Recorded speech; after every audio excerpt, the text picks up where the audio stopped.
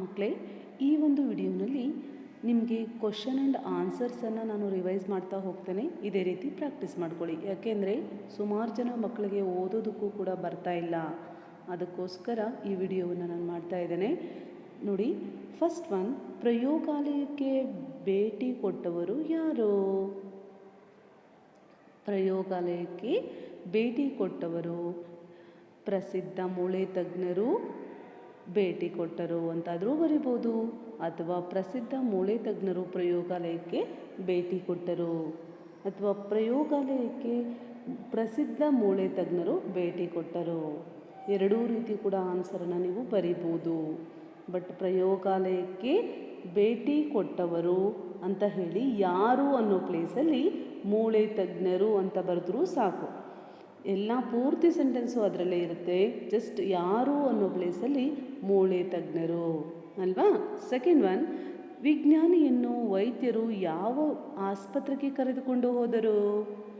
ವಿಜ್ಞಾನಿಯನ್ನು ವೈದ್ಯರು ನಿಜಾಮ್ ಯಾವ ಅನ್ನೋ ಪ್ಲೇಸಲ್ಲಿ ನಿಜಾಮ್ ಆಸ್ಪತ್ರೆಗೆ ಕರೆದುಕೊಂಡು ಹೋದರು.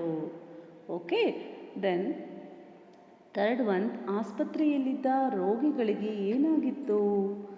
ಆಸ್ಪತ್ರೆಯಲ್ಲಿದ್ದ ರೋಗಿಗಳು ಕಾಲಿನ ನ್ಯೂನತೆಗೆ ಒಳಗಾಗಿದ್ದರು.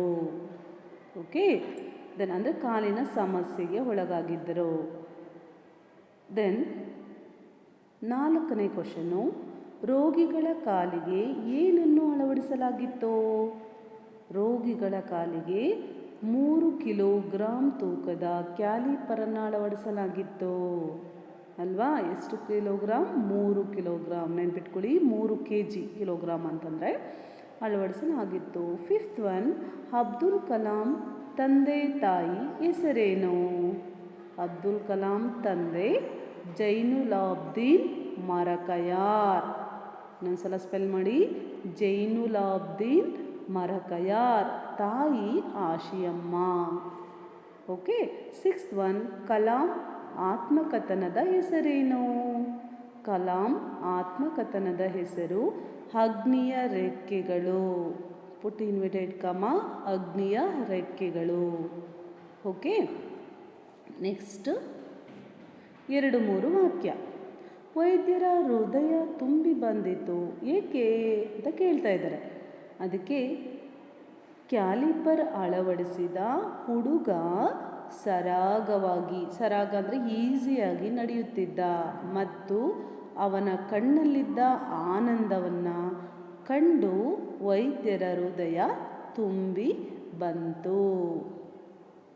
ಓಕೆ, ಇದಕ್ಕೆ answer. Then second one, Kalam ಬಾಲ್ಯದಲ್ಲಿ ಯಾವ ಕನಸನ್ನು ಕಾಣುತ್ತಿದ್ದರು? ಕಲಾಂ ಬಾಲ್ಯದಲ್ಲಿ ಹಕ್ಕಿಗಳಂತೆ ಮುಂದೊಂದು ದಿನ ನಾನು ಆಕಾಶದಲ್ಲಿ ಹಾರಾಡುತ್ತೇನೆ ಎಂಬ ಕನಸನ್ನು ಕಾಣ್ತಾ ಇದ್ದರು ಅಲ್ವಾ. ದೆನ್ ಥರ್ಡ್ ಒನ್, ಕಲಾಂ ಅವರಿಗೆ ಬಂದ ಪ್ರಮುಖ ಪ್ರಶಸ್ತಿಗಳು ಯಾವುವು? ಕಲಾಂ ಅವ್ರಿಗೆ ನೋಡಿ, ಪದ್ಮಭೂಷಣ, ಪದ್ಮವಿಭೂಷಣ, ಭಾರತ ರತ್ನ ಮುಂತಾದ ಪ್ರಮುಖ ಪ್ರಶಸ್ತಿಗಳು ಕಲಾಂರವರಿಗೆ ಲಭಿಸಿವೆ. ಈ ರೀತಿಯಾದರೂ ಕೂಡ ಬರಿಬೋದು. ಓಕೆ, ಮುಖ್ಯವಾಗಿ ಪದ್ಮಭೂಷಣ, ಪದ್ಮವಿಭೂಷಣ ಮತ್ತು ಭಾರತ ರತ್ನ ಪ್ರಶಸ್ತಿಗಳು ಸಿಕ್ಕಿದ್ದಾವೆ. ನೆಕ್ಸ್ಟ್, ಈ ಮೇನ್ ಮಾತನ್ನು ಯಾರು ಯಾರಿಗೆ ಹೇಳಿದರು? Who said this to whom? ನೋಡಿ, ಇವರು ಕಷ್ಟವನ್ನು ನಿವಾರಿಸಲು ನಿಮ್ಮಿಂದ ಸಾಧ್ಯವಿಲ್ಲವೇ? ಯಾರು ಈ ಮಾತನ್ನು ಹೇಳ್ತಾರೆ? ಈ ಮೇಲಿನ ವಾಕ್ಯವನ್ನು ಅಥವಾ ಈ ಮೇಲಿನ ಮಾತನ್ನು ವೈದ್ಯರು ಹೇಳಿದರು. ಯಾರಿಗೆ? ವಿಜ್ಞಾನಿ ಕಲಾಂರವರಿಗೆ ಕೇಳಿದರು ಅಲ್ವಾ. ದೆನ್ ಸೆಕೆಂಡ್ ಒನ್, ಕನಸು ಕಾಣಿರಿ. ಈ ವಾಕ್ಯವನ್ನು ಯಾರು ಹೇಳಿದರು? ಈ ಮಾತನ್ನು, ಈ ಮೇಲಿನ ಮಾತನ್ನು ಕಲಾಂರವರು ಹೇಳಿದ್ದಾರೆ. ಯಾರಿಗೆ? ಮಕ್ಕಳಿಗೆ. ಮಕ್ಕಳಿಗೆ ನೀಡಿದಂಥ ಸಂದೇಶ, ಮಕ್ಕಳಿಗೆ ನೀಡಿದ ಸಂದೇಶ ನೀಡಿದ್ದಾರೆ. ಓಕೆ, ಇಷ್ಟು ಈ ಲೆಸನಲ್ಲಿ ಬರ್ತಕ್ಕಂಥ ಕ್ವಶನ್ ಆ್ಯಂಡ್ ಆನ್ಸರ್ಸು ಮತ್ತು ಯಾರು ಯಾರಿಗೆ ಹೇಳಿದರು. ಓಕೆ ಮಕ್ಕಳೇ, ಇದೇ ರೀತಿ ನೀವು ಕೂಡ ಓದಿ ಬರೆದು ಪ್ರಾಕ್ಟೀಸ್ ಮಾಡಿ. ಮತ್ತು ಭಾಷಾ ಚಟುವಟಿಕೆ ಇದೆಯಲ್ಲ ಆಕ್ಟಿವಿಟೀಸ್, ಅದನ್ನು ನೆಕ್ಸ್ಟ್ ಕ್ಲಾಸಲ್ಲಿ ನಿಮಗೆ ಲೈವ್ ಕ್ಲಾಸಲ್ಲೂ ಕೂಡ ಡಿಸ್ಕಸ್ ಮಾಡೋಣ.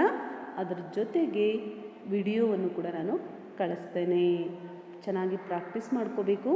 ಮತ್ತು ಎಲ್ಲ ಲೆಸನ್ನಿನ ಈ ಕ್ವಶನ್ ಆ್ಯಂಡ್ ಆನ್ಸರ್ಸ್ ಮತ್ತು ಭಾಷಾ ಚಟುವಟಿಕೆ ಏನಿದೆ ಅದನ್ನು ಮತ್ತೊಂದು ಸಲ ರಿವೈಸ್ ಮಾಡ್ತಾ ಹೋಗ್ತೇನೆ, ನಿಮ್ಗೆ ಈಸಿ ಆಗಲಿ ಎಕ್ಸಾಮ್ಗೆ ಅನ್ನೋ ದೃಷ್ಟಿಯಿಂದ. ಅರ್ಥ ಆಗಿದೆಯಾ ಮಕ್ಕಳೇ? ನಿಮಗೆ ಏನೇ ಡೌಟ್ ಇದ್ದರೂ ನೆಕ್ಸ್ಟ್ ಮಂಡೇ ನಿಮಗೆ ಲೈವ್ ಕ್ಲಾಸ್ ಇರುತ್ತಲ್ವ, ಆ ಕ್ಲಾಸಲ್ಲಿ ಡೌಟ್ಸನ್ನು ಕ್ಲಿಯರ್ ಮಾಡ್ಕೋಬೋದು. ಓಕೆ, ಥ್ಯಾಂಕ್ ಯು, ನಮಸ್ತೆ.